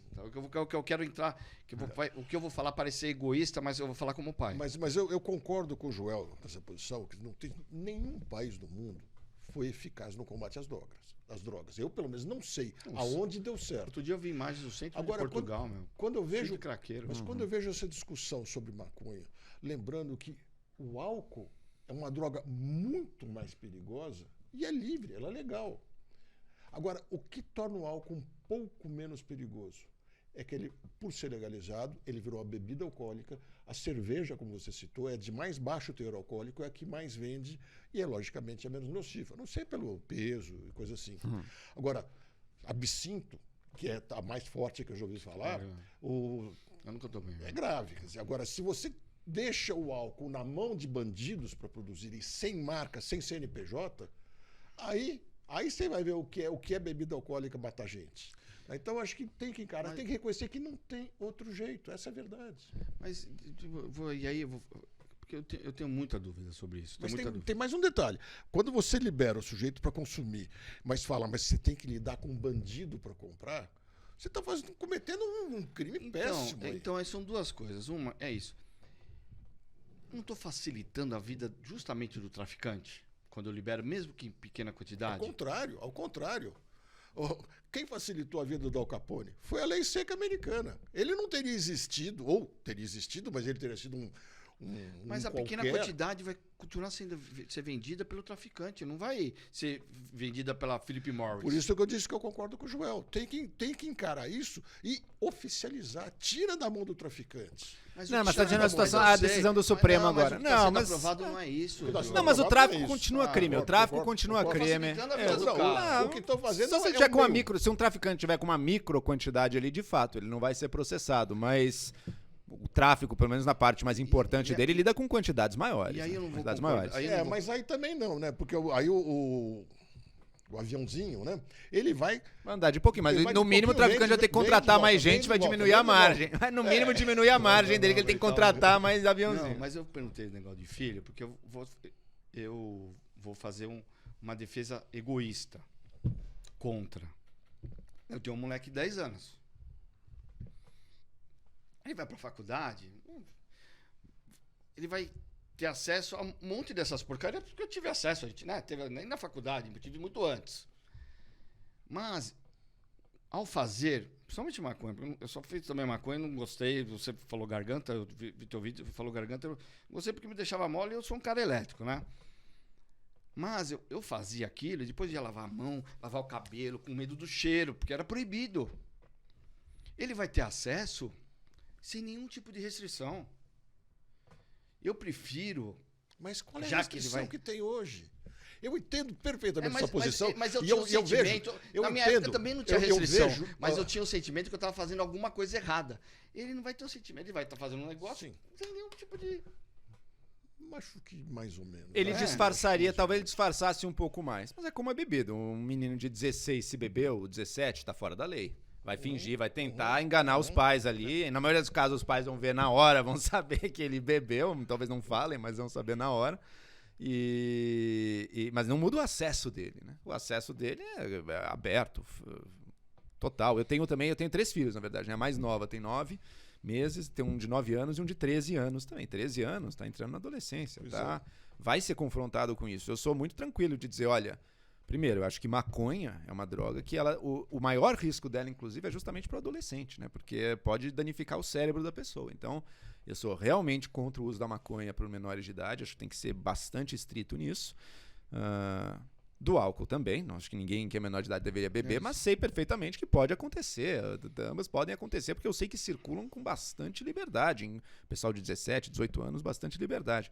Então, acho muito mais importante ter abertura e ter uma comunicação clara sobre isso do que ter o fantasma do é proibido, olha, é uma coisa seríssima, é proibido, de forma alguma, que leva o jovem muito mais a esconder o que está fazendo do que realmente não fazer. Porque fazer, todos vão ter oportunidade e vai ser apenas o desejo ou não desejo dele, porque não tem ilusão de que vai ser diferente disso. E eu entendo perfeitamente a sua posição, embora o Joel tenha filhos praticamente da mesma idade, eu entendo perfeitamente que é justamente quando está chegando na pré-adolescência, os meus já são grandes, é que vem aquela sensação de façam alguma coisa, sumam com isso da minha frente.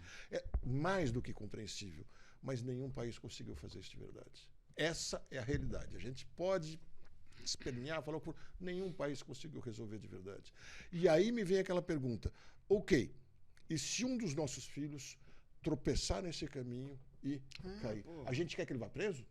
Será que isso é motivo para ele ir parar na cadeia misturado com gente, com estuprador, com gente da pior qualidade possível? Isso é importante a gente refletir também, porque pode acontecer. Você fez uma visão que eu não tinha parado para pensar, viu? Bom, uma visão. Eu ainda sou meio... Eu entendo. É aquela sensação que eu tô sendo clara. egoísta, né? Eu tô pensando numa questão minha de futuro. Mas é muito comum. Eu tive muita essa sensação também. E a vontade é, sumam com isso da minha frente. Não quero ver esse problema. Para a gente encerrar, Argentina, nós vamos ter um governo liberal? Tá? É um caminho sem volta essa questão. Teve as prévias, que é o Milei e a... Qual que é o nome da... É Paula...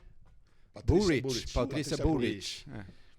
É um dos dois que vão concorrer, né? Que eles estão na fase de prévias. É o caminho sem volta? Vai ser... Eu acho que a direita ganha, mas acho que mais. Eu acho que o Milei ganha essa aí. Ele leva essa aí. Ele estava com uma margem, uma folga nessas prévias. E até vi um articulista argentino de centro-direita, apoiador da Bullrich, dizendo: tá bom, né? O eleitor deve ter querido mandar um recado, mas na hora H talvez ele bote a mão na consciência, escolhe alguém mais moderado. Meu amigo, não bote suas fichas nisso. Se eles botaram no cara ali é porque eles estão querendo o cara mesmo. Você vê as entrevistas do eles estão querendo o cara.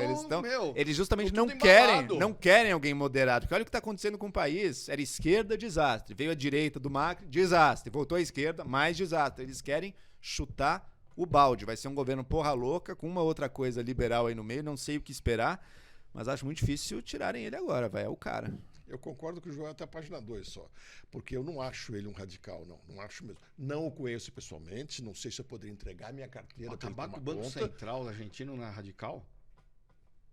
Dolarizar o país? Mas isso está na essência do pensamento liberal desde sempre. O que é essa ideia de acabar com o pensamento? Mas não é radical? Não, é acabar com o fabricante de dinheiro falso, que é o governo de quase todos os países, que é o principal causador da inflação. É a quantidade de dinheiro vezes a velocidade de circulação, que é o principal motivo para fazer isso acontecer. Então, o que ele quer dizer com isso é, vamos dolarizar, ou seja, vamos deixar o controle sobre a moeda longe de nós, porque nós não somos confiáveis. É uma forma de resolver isso, sem dúvida. E eu acho que ele não quer fazer isso de um dia para a noite. Não posso acreditar que seja.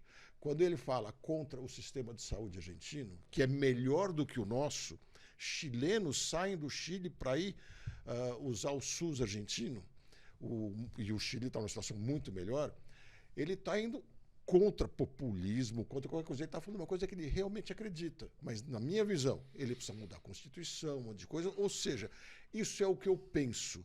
O que eu farei vai acontecer com o tempo, de acordo com o entendimento com o Congresso. É o que eu acho. Para encerrar, tem um caso de vitória do Milei. Vamos colocar o Milei ou um dos dois, né, que tem pautas muito parecidas.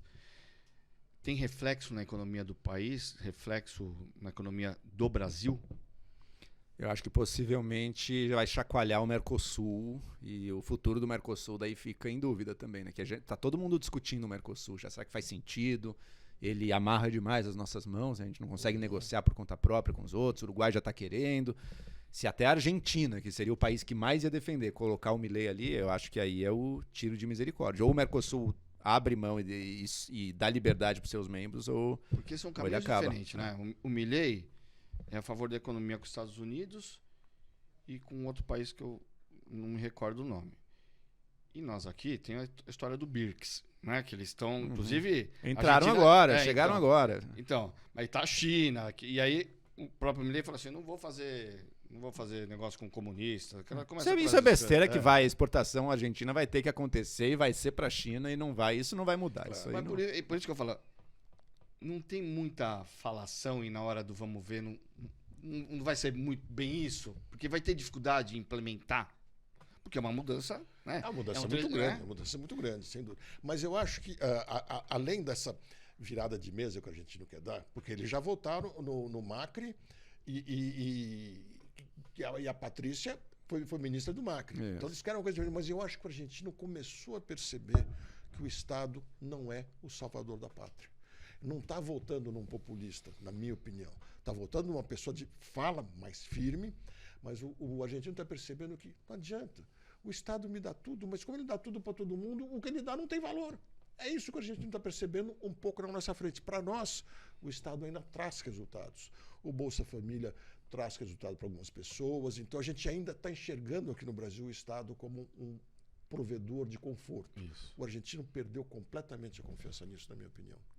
Às vezes um radical que vai chacoalhar tudo, não vai fazer nem metade do que fala, até porque tem congresso lá também, o cara não vai fazendo o que ele quiser. Não faz nem metade do que ele fala, faz um monte de erros também, mas só de dar uma chacoalhada e uma limpada em algumas coisas, talvez para o futuro, não sei. Pode ser que abra novos caminhos. Obrigado, Joel. Obrigado, Diogo, por terem vindo, por ter aceito o convite. Foi super papo, sabe? É muita informação. Se deixar, a gente fica aqui mais tempo. Mas é bom para as pessoas entenderem um pouco, né? Porque eu volto a falar, as pessoas recebem só o bullet da informação, mas não tem nenhuma análise, né? Cada um tem sua análise, sua percepção, e dá para as pessoas, é isso, é o diálogo, né? O entendimento, as pessoas escutarem. Não, realmente o Joel falou, não, gostei mais do que o Diogo falou, eu gostei mais do Wilson. Por isso, muito obrigado por vocês terem vindo, viu? Wilson, muito obrigado pelo convite. Diogo, sempre uma ótima conversa. Valeu a todos. Posso fazer meu jabazinho aqui? Pode, me sigam nas redes sociais também. Eu sou Joel Pinheiro 85 lá no Instagram.